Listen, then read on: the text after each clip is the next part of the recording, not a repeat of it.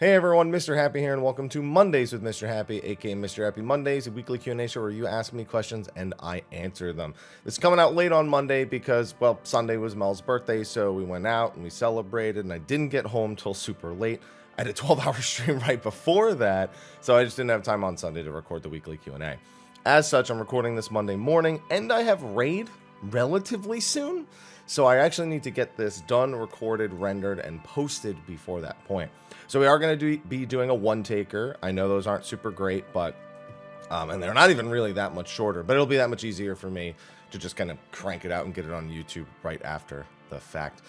It's been a wild week. It's been a week of high stress, tension, and emotion, much to my surprise, given that after DSR, I'm just kind of like like this the whole time, just like, yeah, that's an interesting mechanic. But, you know, I'm sure everyone knows what's going on. But in case you didn't know, I am still raiding with my same crew. We're finishing up the raid tier, and then we'll see what goes from there. I have no idea what everyone's plans in the raid group are for after we finish P8S. I don't know. So, with that, thank you to our sponsors over on Patreon, Advanced GG, Steel Series, and let's get into the questions. All right, so if you've never watched a lightning round Mondays with Mr. Happy, I don't pull the questions up. I literally just go through everything as quickly as I can, which still usually ends up taking about 30 to 35 minutes unless there are not a lot of questions. A lot of comments about healing as a DPS, so some of the things that I'd suggested, some of the questions from last week. The first question I see here is in regards to a location in Ul'dah, the Platinum Mirage. When you speak to the NPC out front, it tells you to hoard your gil for a day when the position opens. Do you think this time they will add gambling to 14? So A, no. They're never going to have gambling proper. The game wouldn't even be able to release in several countries, and there are some regions of the world where the gold saucer is not even allowed to be in the game. Not in the global version of the game, but in the regions like Korea and China. They're not allowed to even have that. When it comes to actual gambling, there's a lot of European countries that would not allow that, even if it was with gil, because there are means of procuring gil with real money, even if they're not officially supported by Final Fantasy XIV. Although you could argue that the job skip potions giving you gil and then gil being able to be gambled would definitely be a hard thing to get by. A lot of those laws over in Europe. So no. However, we did think that was where the gold saucer would be initially, and then it wasn't, and so we've all just kind of forgotten about it. But yeah, no, that was a suspicion I had early on as well. Would you have any advice on improving progression following breaks? Oh god, I was talking about that this week a lot. I was like, I hate the 5-minute break. The 5-minute break always comes back worse. In DSR with oversleepers, every time we took a break, we came back worse. It was like, because everyone has like a time to like take their mind out of the fight. That's what the break does. And then getting back into it is sometimes a little bit more difficult. No, I don't. It's on the individuals. It's literally on the people to have a system of getting their head back into the game. And that just doesn't always happen. I don't know how else to put it. Then we have a question here. I don't have to watch endlessly. I know you've been loving your progs too, and there's a hydration sponsorship with energy. Well, it's not even with energy. I drink coffee most of the time, and then with Advanced GG, I mostly drink the hydration. I have had quite a bit of the energy and or focus formula this week though, but only on days where I literally have to get up and go, and not when I have time to like get a cup of coffee or something like that. Let's see. Curious if any other food prepped, even just snacks. I tried not to snack during prog. It happened a bit this tier only because it went on a little longer than I anticipated, because we lost all of our hours to a family emergency, and then there were just plans over the weekend that reduced the amount of hours we could realistically do. But I don't like to, because I find that snacking is a bad habit, and it's one that I already suffer from outside of prog. If I do it in prog, it's likely to almost be a distraction or something I do too much to get through prog. I prefer to have, hey, we're taking 5 to 10 minutes. I'm going to heat up an actual meal, something with protein, something with carbs, something with like balanced nutrition in it, or something that is more hearty and whole and healthy.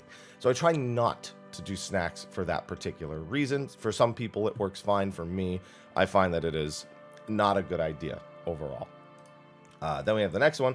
Criterion dungeons are coming later this patch. Do you think they'll sink us down like Unreal? They said we would want Savage gear going into the hardest difficulties of Criterion, so I'm going to say no.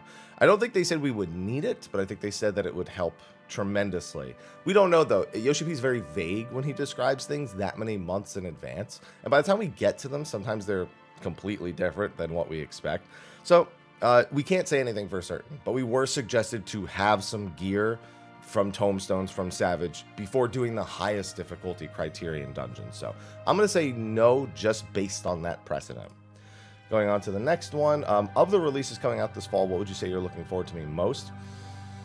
That's tough. That's tough. Star Ocean looks better than I thought it would, so that's a big surprise. Diofield demo was great, gameplay-wise. Valkyrie Elysium is still a big question mark. You know, Pokemon Scarlet and Violet, always a question mark, because Pokemon's been kind of even after Arceus, it's still kind of like, you know, there's going to be some things that are wrong with that. But then you have God of War. It's like, that was one of the best games years ago, and now we have Ragnarok coming out. So it's like, that should be like one of the top.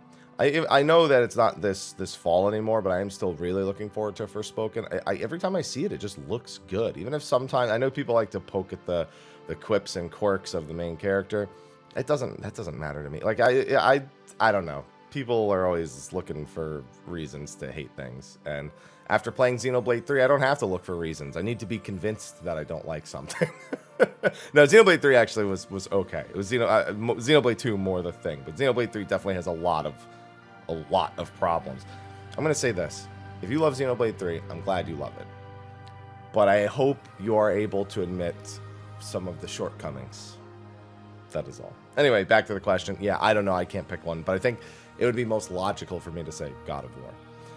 Currently wrapping up first playthrough of 5, inspired by your mentions. I'm going to attempt beating 4 for the first time. Mentioned before in videos, is there any compelling reason to go for the pixel remaster versus the 3D reason of 4? I feel like it plays faster, plays better, and I feel like it's just better overall. I don't like the 3D versions that much. The 3D version of 4, however, does have several redeeming factors. It has New Game Plus, it has bonus bosses, it has this augment system that by no means impedes the game. But the big problem with it is, Aloha, I fed you. Oh, did she come and try to eat your food, Aloha? Well, I'll have to deal with that after this recording is done. Ivy, did you go and steal his food? Is that what you just did? Is that why he's in here complaining? However, even then, playing through the 3D version again, it just reminds me of how annoying some of those things are. The augment system, without a guide, you will fail the augment system horribly. And I don't like that. I always feel like you should be able to play through a game and not need a guide to get most of the basics of it. It's not even about getting, like perfecting it. Like, yeah, if you mess that up without a guide, sure. But even just the basics of how to unlock augments is so horribly done in Final Fantasy IV if you don't already know it, or have already played it, or have a guide hand. So I think on that principle alone, the Pixel Remaster is better for a first playthrough.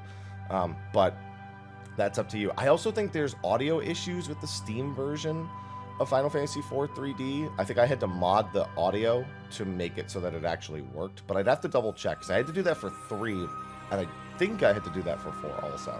I think I ended up replacing its soundtrack with the Pixel Remaster soundtrack. This is the first time I heard about the Riot MMO in years, but after Arcane Mall 4, is a special reason you're excited? I mean, I've been a Riot head for years. I don't play League anymore because I lost my first account, and that first account, that was back when, you know, you had to level to level 30, and, you know, in the early days. But I never really got back into it after that account got hacked and taken from me. So, I've followed it. I followed the competitive scene for years, not so much in the last year, but, you know, prior to that, you know, Arcane, the turn-based RPG they released not long ago. They're doing all these things with an IP that I, like, followed and knew about and, you know, read the lore for and kept up with every event and all that stuff, even if I wasn't playing. So for me, it's exciting because it's a genre type that is more fitting to me to enjoy these types of characters, these types of writing. We don't really know what the full precedent is for the Riot MMO. Obviously, there's some Necrit videos regarding some of the races and the world that we may be getting to see. But until we get something definitive, I don't want to go too crazy. But I am very much looking forward to it because it's just one of those things that gives me like this gut feeling of joy. Moving on to the next one, Wall Season Steak. Why don't casters get a ranged auto attack like the ranged melee? Because the auto attacks are irrelevant for them anyway. I mean, on that same vein, then giving them one would also be quite good. But it's whatever. Mostly it's because as casters, they don't really auto attack very much except for Summoner because they have a ton of instant attacks. But I think it's just so irrelevant that they don't do it at all. You know, it's like, oh, it's an auto attack. Bop. You know, their weapon doesn't constantly fire magic or anything like that. They have to channel ether into it, and the idea of them channeling ether into an auto attack then means they would have to, it would make sense for those auto attacks to be strong, and then they have to rebalance the whole jobs around them being strong. So there's like all sorts of like compounding issues with that honestly could be designed around, but they just choose not to. You just have to be in melee range for your 60 damage book smacks or whatever it is. The new raid tier having glowing effects, you think Square Enix will let us having dyeable gear instead of the gear itself being dyed? Dyeable glowing gear. So you mean the glow being dyeable? I think there's a lot of technical problems with that, especially when you have to design it around all the colors. So I'm going to say that if we do see that, it'll be very, very, very infrequent. I won't say no, obviously I'm not the one designing it, but it would be a shock to me to see them go that direction. Let's see. Then there's this. Let's see. I have an estimate release for 6.25. My estimate release is October 18th, 8 weeks after the patch. That seems, if I recall correctly, 6.15 was 8 weeks after 6.1. So I'm just applying that here. Don't be surprised if that's off by a week or two. I wouldn't be surprised by that. Let's see. Are you going to speculate? Oh, someone's asking to speculate about the roles in the next expansion. Yeah, we've done that in a lot of weekly Q&As. Yeah, caster and ranged are the two most likely ones. So the big thing actually, though, is the scouting role.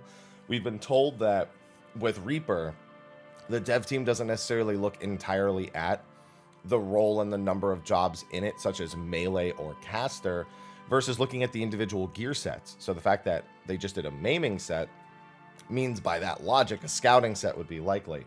Now, some people have suggested they could make scouting ranged. They won't. They've shown no propensity for it. And yes, could they do it? Absolutely. But would I be confident in them doing it? No. So if they did add scouting, it would be another melee. So it'd be a caster and a melee. So I think that's the most reasonable. But I'm also feeling like we're on the precipice of one job per expansion. I think it's going to get to that point soon. If it doesn't get there in 7.0, I feel very confident it will be an 8. And if that's the case, I actually think they would just do caster and not do scouting. And then they would do tank, and then they would do scouting in like 9.0. So, but those are all predictions. You know, obviously it's their game. They'll do whatever it is they want, you know. Let's see. It's a quick clears for Savage. Let's see. Why does every range player want to stand directly on top of me in melee range for spreads in EX4? Do you mean for? Well, I mean when you're stacking the spreads in the middle of the room, yeah. People have terrible spatial awareness when it comes to stacking AoEs and then spreading from a central location. People overlap in all sorts of fights, and of course it's another issue in Barbaricha. So, excuse me, with that, moving on. I see one here that doesn't have a hashtag, but it is saying hello, and I hope Savage Prague is going well. How do you feel about more buff-centric jobs having a party buff at 1 minute? I think it makes sense. I don't see any reason against it. But I'm not a fan of the whole 60, 1/22 thing that we've had going this expansion. I feel like it's too rigid design-wise, and I'd like to see them move away from it, personally. Have you had any interest in Splatoon? No, I like watching it occasionally, like any sort of competitive person playing it, but playing it myself, nah, it's definitely not my kind of game. Let's see. Question about you related to RPGs, Divinity and Baldur's Gate. Do you enjoy more classic style? I feel like I don't finish those kind of games. I love them, and I play, and I'm like, while I'm playing them, I'm super into them. Never finish them. I just never can. So yeah, I've tried finishing both the Divinities. I've tried playing a Baldur's Gate game once or twice, and I never finish them. Especially nowadays, if I really want to play them, I got to stream them.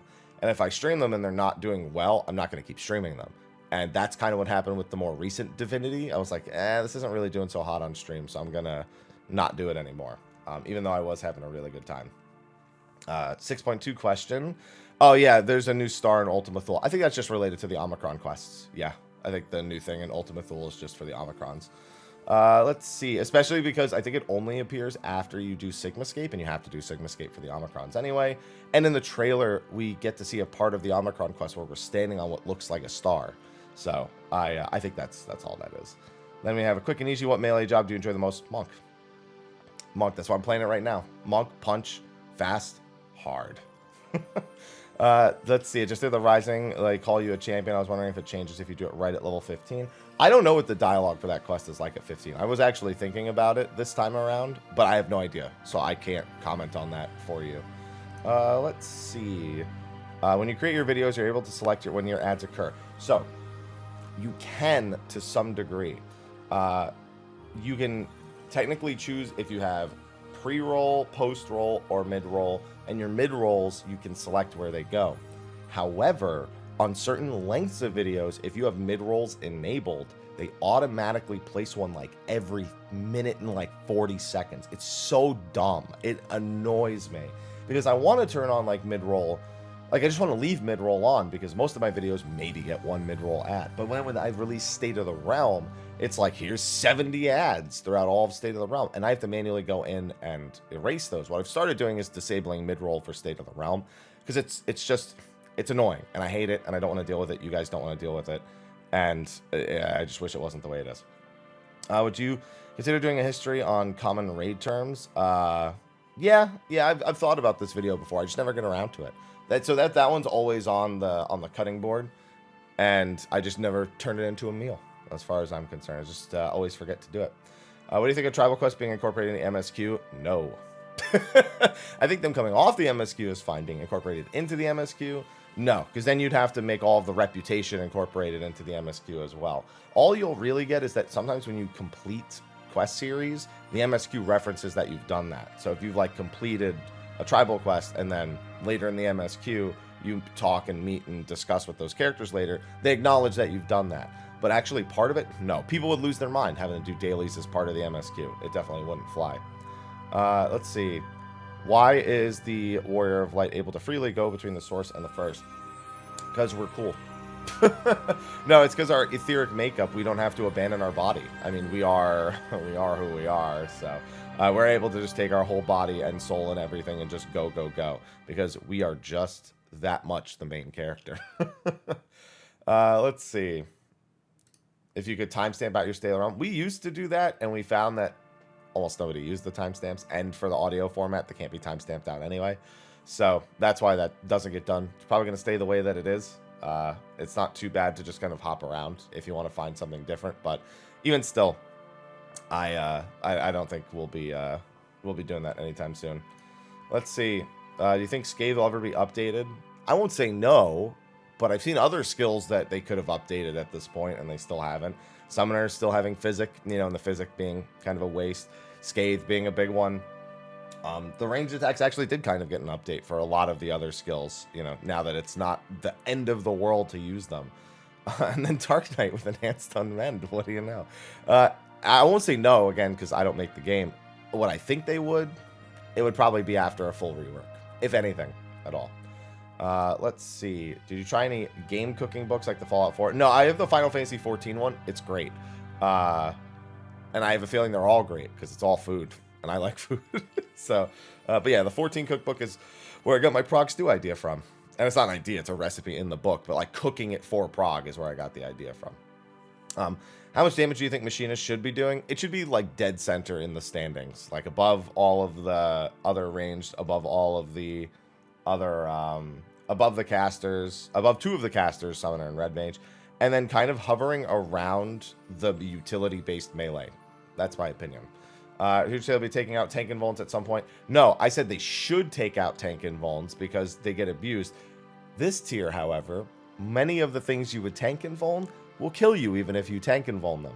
So in this tier, they're useless, and I love it. I hate Tank and Volns being used to completely bypass so many things. And when I say useless, they're not absolutely useless. They have far fewer uses in this tier than they do in prior ones. I wouldn't be upset if they just got rid of them altogether, personally. 3 still on how saving the first affected Black Rose. It didn't. Black Rose was destroyed on the source, so it couldn't be used. That's all. But Black Rose would have been used as part of that rejoining because of the similar etheric balance of the. It basically had a lot of light ether, so it was very stagnant, and that's all that it was. No, all it is just saving the first has nothing to do with stopping Black Rose. Both those things happen simultaneously. That's all. Let's see. The Trail series storyline hasn't started yet. The trial, I mean, it did. Without saying too much else, it did. If that's not a hint, I don't know what is. Oh, man. Let's see. I think we're almost done with all the questions. Let's see. Rumor of the new Armored Core series coming soon. What would be your dream announcement? A new game. I want a game. I want new Armored Core. Oh, man. Let's see. First question. What do you main? I'm currently maining Monk, but I can play Monk, Black Mage, Summoner, all three of the ranged. I could do any of them. You're a dancer during your weekly normal raid for gear. Would you pick someone with fully melded gear or someone with no melds, regarding of whoever you pick died a lot? Honestly, I just pick someone, and if they die, I swap the partner. That's all. Super easy. How the 13th didn't cause a calamity? Because it's not... Something happening on a shard does not cause a calamity. They need to cause a calamity on the source around the same time as there is a world-ending event happening on one of the shards. That's how they come together and they merge, or as how Heidelin can basically take one in. So that's why with the first, they wanted this, you know, they wanted the world still not in the state of the world of darkness, but they needed it kind of on the brink. And then they need a calamity on the source, which is what Black Rose would have come in to do. But they don't cause the calamity by something happening there. If they have an isolated incident there, and they and there's no calamity on the source, then it isolates to that shard. Now that shard can't be rejoined. That's why the 13th is the first ever shard they tried to rejoin. And to do that, all they did was just try to screw with it as much as possible. And that's when they learned, that's not how that works. That's not how that works. That's not how it works. Let's see. How would you tell a tank they can't do wall-to-wall if they're under-geared? I mean, you would just say that's like an honest thing. You just be like, hey, man, listen, your gear's not that great for wall-to-wall, and you're taking a lot more damage than usual tanks, so might I recommend just slowing it down until you get some better gear. If you were kicked from the dungeon for saying someone was under-geared, as far as I'm concerned, or under-geared to do, like, full wall-to-walls because they're dying, I would say you just dodge the bullet. As far as I'm concerned. Let's see. Quick question. If you know who the voice actor is for a certain character we just met after the 6.2 dungeon. I'm so terrible with names. Worst person to ask for that question. As far as I'm concerned. That's it. Let's see. And then we have... Let's see. I'm not sure Nier is non-canon. It is non-canon. Nothing that happens in the Nier raids has any relevance or bearing on anything in Final Fantasy XIV. It is a completely separate thing that is tied. We are the vessel for the Nier or the Draken Nier lore to take place. It will never be referenced. It will never have relevance in our story because that's how they treat all collaboration events. That's it.